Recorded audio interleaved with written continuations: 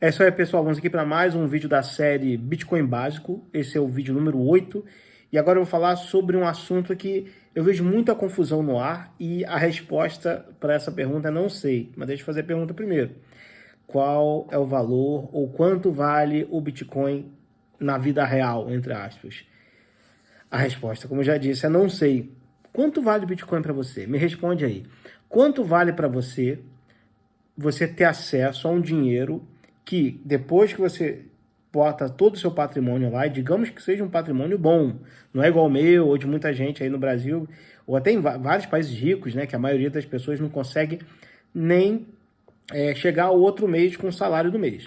Não só no Brasil isso, tá? A realidade em vários países, inclusive nos Estados Unidos, é normal, eu acho que a estatística é normal que 77% dos americanos eles vivam de paycheck to paycheck, ou seja, de contra-cheque a contra-cheque, e não tenham nem $500 para emergência. Qualquer tipo de emergência. Furou o pneu, cara, tá ferrado, entendeu? 77% de um país de 300 e tantos milhões de pessoas, que é chamado o melhor país do mundo por muitos, não é o caso, e também dizem que é o país mais rico do mundo. Em PIB é, mas não per capita. Mas então, vamos lá. Quanto vale para você que tem algum patrimônio, ou se não tem, pretende ter um dinheiro onde ninguém consegue confiscar, depois que você aprender a criar as chaves, depois que você entender como funciona, mas de qualquer forma é inconfiscável. Se você aguentar, ninguém vai conseguir hackear sua conta, entre aspas, no Bitcoin. Quanto vale um dinheiro que, em caso de perseguição estatal, ou até mesmo de terceiros, sei lá, um grupo criminoso, alguma coisa assim, vai atrás de você? Quanto vale você ter acesso a um dinheiro que você coloca tudo que você tem nesse meio ou nessa rede, atravessa a fronteira ou foge para onde você tem que fugir, e quando você chega finalmente num destino seguro, você consegue pegar de volta, obviamente com alguma volatilidade. Lembrando, gente, que essa volatilidade do Bitcoin, que às vezes pode cair em relação às nossas moedas, ela é relevante cada vez para menos países, porque cada vez mais o Bitcoin, a volatilidade do Bitcoin não importa quando você está num país que está mais cagado que essa volatilidade. Por exemplo, se você está hoje no Egito, ou na Argentina, ou na Turquia, ou na Venezuela, cara, até seria interessante você ter criptomoedas dolarizadas. E existe isso na rede do Bitcoin, depois eu vou falar um pouco mais sobre isso. Mas, digamos, você recebe em peso argentino, ou na lira turca, ou na libra libanesa, na naira da Nigéria, etc. Esses dinheiros merdas. Cara, digamos que você tem um bom salário. Não estou falando de um cara que ganha salário baixo. Você é um médico, um advogado, ganha um bom salário.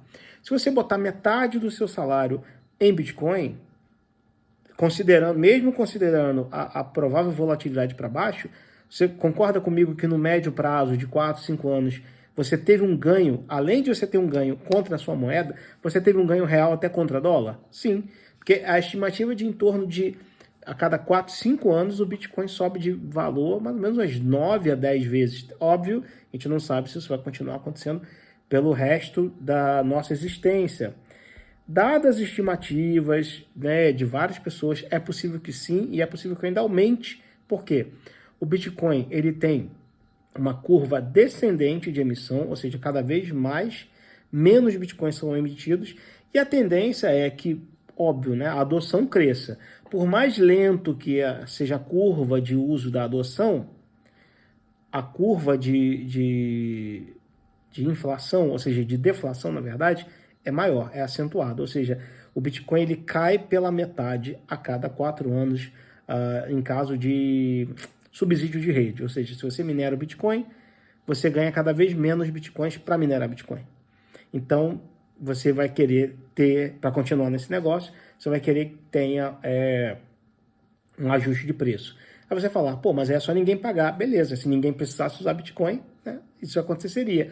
Mas não é o caso. Cada vez mais e mais, por causa desses fatos que eu falei para você, mais países vão ficando, suas moedas vão se tornando um shitcoin em relação ao dólar e em relação ao Bitcoin, entendeu? Óbvio que você poderia se defender com ouro, mas aí você, por favor, tente passar com 4 quilos de ouro por uma fronteira. Ou igual está acontecendo aí no Brasil, venezuelanos que, sei lá, juntam 50 mil dólares, pô, numa economia igual tá a Venezuela, quando atravessam para o Brasil, os caras têm o dinheiro apreendido pela Receita Federal, pela Polícia Federal, porque não tem comprovação de origem. Pô, você está fugindo de um regime de exceção, você vai ter comprovação de origem, entendeu? Então, quanto vale isso para você, entendeu? Óbvio que é o que eu estou falando. Você pode ter dois tipos de visão pragmáticos com o Bitcoin e as duas funcionam, tá? Você pode ver o Bitcoin como apenas uma ferramenta para que você use quando precisar, o que é muito arriscado, né? E vou entrar mais para frente por quê. Ou você pensa assim, não, beleza, eu tenho um certo patrimônio, ou mesmo que você não tenha um patrimônio, vamos botar, eu tenho um certo patrimônio e para mim valeria a pena tentar colocar 10% de Bitcoin desse patrimônio, entendeu? Pode ser. Quanto vale para você ter isso? Ou então, para aqueles que pensam que é uma ferramenta e a hora que você quiser você pode comprar, esse é o problema. Vou citar aqui exemplos. E é constante isso, tá? Em certos lugares, quando tem um tipo de ruptura, por exemplo, Chipre, quando teve aquela quebra dos bancos, Nigéria agora, que o governo proibiu o Bitcoin, tá caçando o bitcoinheiro, né? Prendeu o pessoal da Binance e ainda falou para denuncie para a polícia quem é bitcoinheiro. Quanto vai estar custando o Bitcoin nesse momento? E se você precisar usar o Bitcoin nesse momento, você vai ter que pagar o prêmio que estão pedindo. Tipo, se você tem qualquer satoshinho, estão pagando 3 vezes mais do que o valor de mercado lá na Nigéria. Você vai mandar o seu satoshinho para a Nigéria? Pode até ser. Se você tiver um jeito de como você sacar esse lucro de volta da Nigéria para teu bolso. Se você conseguir, tiver algum contato, alguém que consiga, tipo um doleiro nigeriano, cuidado com os príncipes nigerianos, mas digamos, você tem alguém de confiança que é um doleiro lá na Nigéria e você ganhe esse prêmio de 3 vezes mais, ou o dobro, não sei quanto está agora, do valor de mercado, e o cara te cobre 10%, beleza, você mandou, digamos, um Bitcoin para lá, ao invés de você ganhar 65 mil, igual está aqui agora no Ocidente, tu ganha 150, 200 mil dólares por Bitcoin, paga 10% pro cara, né? Ou seja, perdeu de 200 mil, deixou 20 mil pro cara, ficou com 180 mil. Olha o lucro que você teve. Não vale a pena depois você mandar de novo para esse cara, já que esse cara, né? Você vai ter um fluxo absurdo, mas é um risco muito grande. O cara pode chegar lá, o doleiro, ele pode ser preso ou tomar o teu dinheiro, o cara não te mandar de volta. Pode ser, entendeu? Então, por isso que tá caro. Agora, digamos, o Bitcoin é minerado, sei lá, nos Estados Unidos ou na Rússia, em vários lugares. Olha como que ele chega barato aqui pra gente. Aqui na Europa, ele chega pentelésimos acima do valor nos Estados Unidos. Aí no Brasil, que já é um país um pouco mais complicado, chega 0,25% acima do valor de mercado. O que, beleza, você aceita, porque é mais ou menos a taxa do TransferWise, né, daquelas transferências, então beleza. Então, entenda que o valor do Bitcoin esse tipo de coisa que eu estou falando explica o porquê da volatilidade. Qual o problema agora que você tem que ter em mente sobre o valor do Bitcoin? Nesse momento, né, na verdade, há mais ou menos uns 3, 4 anos atrás, as empresas já começaram a botar o pezinho na água e sentir a temperatura do Bitcoin, né? Tem empresas fazendo compras massivas, né, de Bitcoin. Por que elas não compravam mais? Tem que deixar bem claro, até 2023, a contabilização do Bitcoin ele era feito como uma propriedade intelectual e não um ativo. Ou seja, se a empresa comprasse o Bitcoin e vendesse, ela teria um problema contábil seríssimo para reportar esse lucro. Não tinha como ter lucro no Bitcoin. A partir desse ano, já pode. Agora o Bitcoin nos Estados Unidos, contabilmente para as empresas, conta como se fosse um ativo, como se fosse o ouro, como se fosse um imóvel. Ou seja, teve ganho de capital em dólar, paga imposto. Não teve ganho de capital, não paga imposto, entendeu? Não tinha isso. Então, agora está mais fácil para as empresas comprarem. Empresas, assim, digamos, você quer se proteger contra um problema fiscal, alguma coisa assim na sua empresa, você compra lá parte do seu caixa, tipo a Apple. A Apple tem 200 bilhões de dólares em dólares parados na conta, literalmente parados na conta. Pega 20 bilhões de dólares, compra isso de Bitcoin, deixa parado. Né? Só para garantir, porque tu não sabe o dia da manhã. Pode ser que o Bitcoin caia, pode ser que suba pra caramba. Então, por que não fazer isso? 5%, até 1%, seria 2 bilhões, por que não fazer isso? Né? Então, quando esses caras começarem a comprar em quantidades massivas, vai começar a ficar mais raro no mercado o Bitcoin. Hoje já está raro, tá, gente? São minerados 900 novos Bitcoins por dia e a compra diária é mais de 1.000 e tantos Bitcoins por dia. Por isso que o preço está subindo cada vez mais. Fora que, agora nesse ciclo, que começa agora 20 de abril de 2024, não só empresas estão comprando, temos o ETF de Bitcoin que está rodando nos Estados Unidos, levando muitos Bitcoins, estão sugando, né, os Bitcoins igual um buraco negro, e excetuando El Salvador, que foi o pioneiro, outros países, outros estados-nações estão cogitando não só minerar Bitcoin como uma parte de soberania financeira, porque se você não tem uma parcela de mineração, você não consegue controlar que transações entram no bloco do Bitcoin. Então é importante que os países que queiram ter força no futuro tenham algum percentual relevante de mineração de Bitcoin. Isso vai gerar uma corrida armamentista cibernética, tá? Além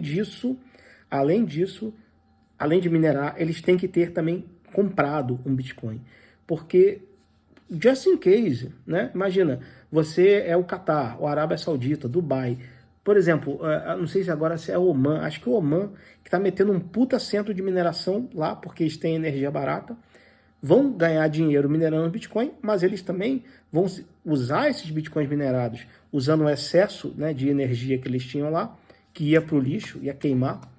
Eles vão queimar minerando Bitcoin, vai botar isso no tesouro do país, entendeu? É uma boa, não é? Além disso, o país pode efetivamente comprar o Bitcoin e guardar no tesouro, ou até mesmo investir no ETF da BlackRock. Obviamente que um país fazendo isso, ele se coloca na mira do governo americano. Então, a Rússia não vai comprar ETF da BlackRock, tá? Então, quanto vale você ter acesso a esse recurso? Né? O Michael Saylor usa um exemplo. Quanto valia em 1.600 e pouco você ter um quarteirão em Nova York? Quanto valia você ter, sei lá, um bloco? Quanto vale hoje ter um apartamento, entende? Então, à medida que o tempo vai passando, com o dinheiro que você tem, você consegue comprar pedaços cada vez menores desse imóvel, porque o Bitcoin é como se fosse uma ilha, né? É uma ilha que tem 21 milhões de lotes, né?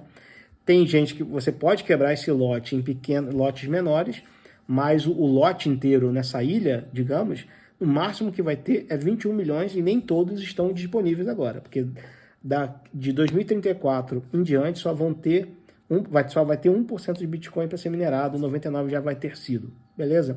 Então, cuidado. Por mais, você não precisa amar o Bitcoin, você precisa ter uma visão pragmática.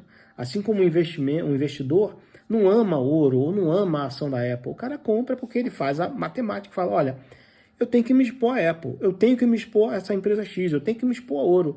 Então você tem que se expor a Bitcoin gostando ou não. Então, agora, quanto vale o Bitcoin? Se você acha que está caro, beleza. Eu te digo com toda certeza, todas as pessoas que compraram Bitcoin, historicamente, todas, pagaram caro, acharam que pagaram caro. A menos aqueles que já eram convertidos. Todos aqueles que, tipo, tô entrando agora, putz, tô pagando. Já... Tem tweet disso, um cara falando, porra, Bitcoin é $5, isso é um roubo, isso é um assalto. $5. O cara achava caro. Em 2017, porra, Bitcoin, cara, $600 é caro. Depois, em 2021, Bitcoin é $49 mil, tá caro. Então, sempre vai estar caro, a menos que você já seja não convertido. Beleza? Então, quanto vale o Bitcoin? A resposta continua sendo não sei, mas eu te dei elementos suficientes para você pensar e você fazer um assessment, né, e saber quanto que a cada momento pode valer. Vai ter momentos que vai valer mais, vai ter momentos que vai valer menos, aí você vai chegar à conclusão se você precisa ou não neste momento. Beleza? No momento que o livro de oferta der um match, você vai comprar. Valeu? Um abraço.